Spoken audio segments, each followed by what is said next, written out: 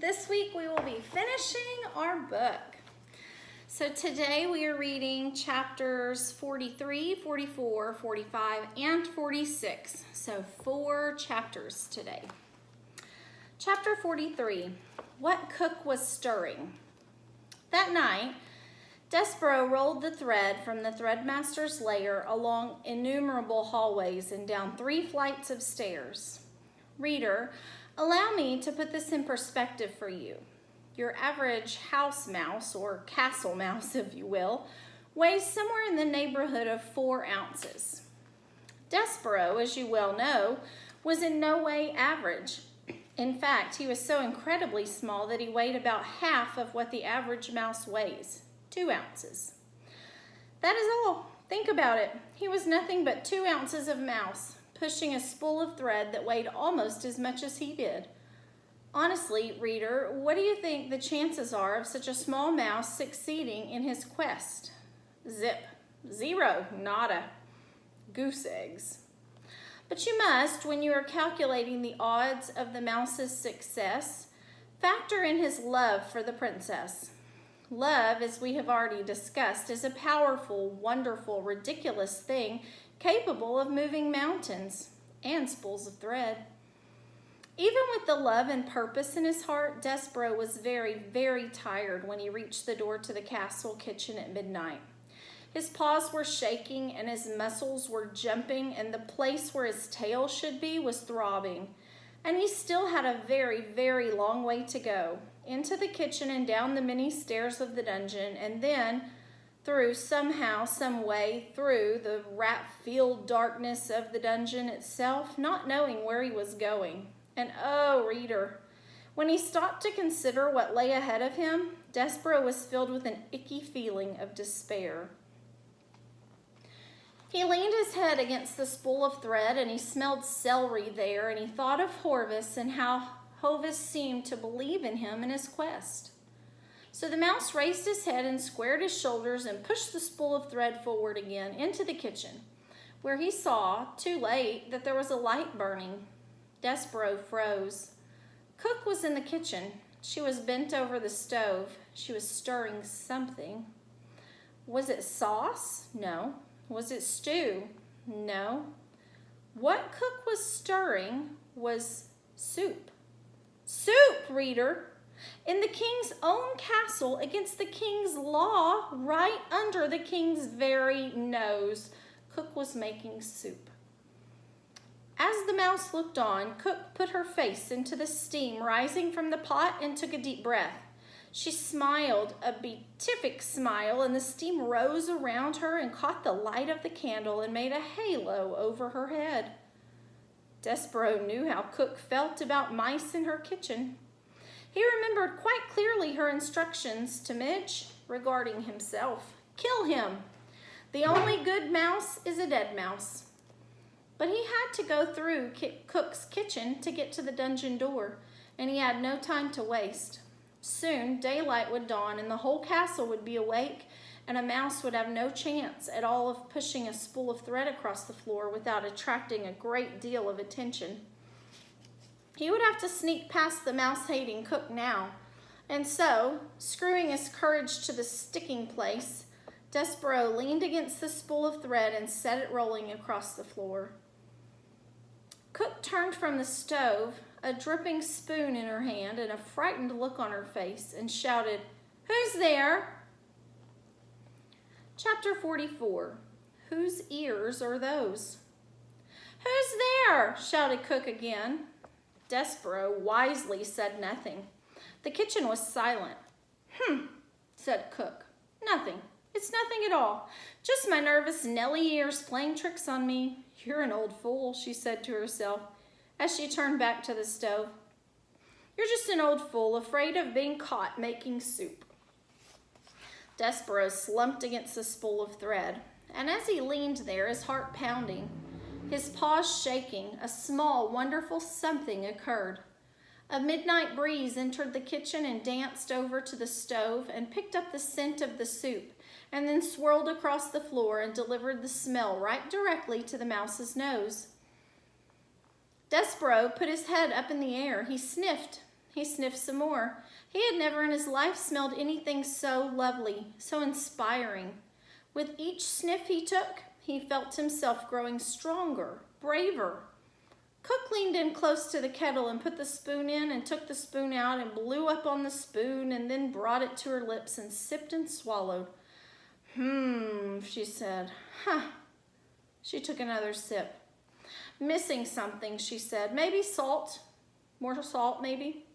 She put the spoon down and took up an enormous salt shaker and sprinkled salt into the kettle. And Despereaux, feeling emboldened by the smell of soup, again set to work pushing the spool of thread. Quickly, he said to himself, rolling the spool across the floor. Do it quickly. Do not think. Just push. Cook whirled the salt shaker in her hand and shouted, "Who goes there?" Despereaux stopped pushing. He hid behind the spool of thread as Cook took the candle from the stove and held it up high. She said. The candlelight came closer, closer. What's this? The light came to rest directly on Despereaux's big ears, sticking up from behind the spool of thread. "Ho," said Cook. "Whose ears are those?" And the light from the candle then shone full in Despereaux's face. "A mouse?" said Cook. "A mouse in my kitchen?" Despereaux closed his eyes. He prepared for his death. He waited, reader, and waited. And then he heard the sound of laughter. He opened his eyes and looked at Cook. "Ho," said Cook. "Ho-hee, for the first time in my life. I'm glad to see a mouse in my kitchen." "Why?" she asked. "Why am I glad?" "Ho-hee, because a mouse is not a king's man here to punish me for making soup. That is why. Because a mouse is not a king's man here to take me to the dungeon for owning a spoon. Ho-hee, a mouse. I, Cook, am glad to see a mouse." Cook's face was red and her stomach was shaking. "Ho-hee," she said again. "And not just any mouse, a mouse with a needle tied around his waist, a mouse with no tail. Ain't he lovely? Ho-hee," she shook her head and wiped at her eyes. "Look, mouse, these are extraordinary times, and because of that, we must have some peace between us. I will not ask what you are doing in my kitchen, and you in return will tell no one what I'm cooking." She turned then and went back to the stove and set down the candle and picked up the spoon and again put it in the pot of soup and took it back out and tasted the soup, smacking her lips together. "Not right," she said. "Not quite right. Missing something still." Despereaux did not move. He could not move. He was paralyzed by fear. He sat on the kitchen floor. One small tear fell out of his left eye. He had expected Cook to kill him. Instead, reader, she had laughed at him. And he was surprised how much her laughter hurt. Chapter 45, some soup. Cook stirred the soup and then put the spoon down and held up the candle and looked over at Despereaux. "What are you waiting for?" she said. "Go, go, go. There will never be another opportunity for a mouse to escape from my kitchen unharmed." The smell of soup again wafted in Despereaux's direction. He put his nose up in the air, his whiskers trembled. "Yes," said Cook, "that is soup that you are smelling. The princess, not that you would know or care, is missing. Bless her good-hearted self. And times are terrible. And when times are terrible, soup is the answer. Don't it smell like the answer?" "Yes," said Despereaux. He nodded. Cook turned away from him. She put the candle down and picked up her spoon and started to stir. "Oh," she said, "these are dark days." She shook her head. "And I'm kidding myself. There ain't no point in making soup unless others eat it. Soup needs another mouth to taste it, another heart to be warmed by it." She stopped stirring. She turned and looked at Despereaux. "Mouse," said the cook, "would you like some soup?" And then, without waiting for an answer, she took a saucer and spooned some soup into it and set it on the kitchen floor. "Come closer," she said. "I don't aim to hurt you, I promise." Despereaux sniffed. The soup smelled wonderful, incredible. Keeping one eye on Cook, he stepped out from behind the spool of thread and crept closer. "Go on," said Cook. "Taste it." Despero stepped onto the saucer. Soup covered his paws. He bent his head to the hot broth. He sipped. Oh, it was lovely.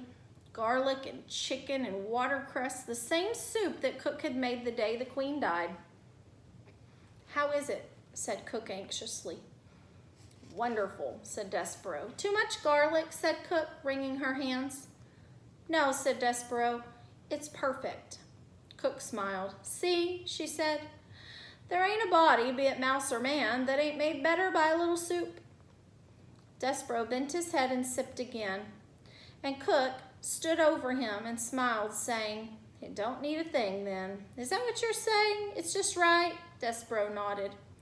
He drank the soup in big noisy gulps, and when he stepped out of the saucer, his paws were damp and his whiskers were dripping and his stomach was full. Cook said to him, not done already, are you? Surely you ain't done. You must want more. I can't, said Despero. I don't have time. I'm on my way to the dungeon to save the princess. Oh, Cook laughed. You, a mouse, are going to save the princess? Yes, said Despero. I'm on a quest.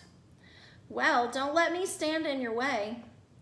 And so it was that Cook held open the door to the dungeon while Despero rolled the spool of thread through it. Good luck, she said to him. Oh, good luck saving the princess. She closed the door behind her and then leaned against it and shook her head. And if that ain't an indicator of what strange days these are, she said to herself, then I don't know what is. Me, Cook, feeding a mouse soup and then wishing him good luck in saving the princess. Oh my, strange days indeed. Chapter 46, Mouse Blood. Yes. Despero stood at the top of the dungeon stairs and peered into the darkness that waited for him below. Oh, he said, oh my. He had forgotten how dark the dark of the dungeon could be, and he had forgotten, too, its terrible smell, the stench of rats, the odor of suffering. But his heart was full of love for the princess, and his stomach was full of cooked soup, and Despero felt brave and strong. And so he began, immediately and without despair, the hard work of maneuvering the spool of thread down the narrow dungeon steps. Down, down, down went Despero Tilling and the spool of thread. Slowly, oh so slowly they went, and the passage was dark, dark, dark. I will tell myself a story, said Despero. I will make some light. Let's see. It will begin this way. Once upon a time, there was a mouse who was very, very small, exceptionally small, and there was a beautiful human princess whose name was P. And it so happened that this mouse was the one who was selected by fate to serve the princess, to honor her, and to save her from the darkness of a terrible dungeon. This story cheered up Despero considerably. His eyes became accustomed to the gloom, and he moved down the stairs more quickly, more surely, whispering to himself the tale of a devious rat and a fat serving girl and a beautiful princess and a brave mouse and some soup and a spool of red thread. It was a story, in fact, very similar to the one you are reading right now, and the telling of it gave Despero strength. He pushed the spool of thread with a great deal of gusto, and the thread, eager, perhaps, to begin its honorable task of aiding in the saving of a princess, leapt forward and away from the mouse and went down the dungeon stairs ahead of him, without him. No, cried Despero. No, no, no! He broke into a trot, chasing the thread through the darkness. But the spool had a head start, and it was faster. It flew down the dungeon stairs, leaving Despero far behind. When it came to the end of the stairs, it rolled and rolled until finally, lazily, it came to a stop right at the gnarled paw of a rat. What have we here? Said the one-eared rat to the spool of thread. I will tell you what we have, said Botticelli Rimorso, answering his own question. We have red thread. How delightful. Red thread means one thing to a rat. He put his nose up in the air. He sniffed. He sniffed again. I smell, could it be? Yes, most definitely it is, soup. How strange. He sniffed some more. And I smell tears, human tears. Delightful. And I also detect the smell. He put his nose high into the air and took a big whiff of flour and oil. Oh my, what a cornucopia of scents. But below it all, what do I smell? The blood of a mouse. Unmistakably mouse blood. Yes, ha ha ha, exactly mouse. Botticelli looked down at the spool of thread and smiled. He gave it a gentle push with one paw. Red thread, yes, exactly. Just when you think that life in the dungeon cannot get any better, a mouse arrives. That's the end of our chapters for today. You're going to do comprehension for chapters 43, 44, 45, and 46. That's 4 chapters today. And then we will read some more tomorrow. Bye, guys.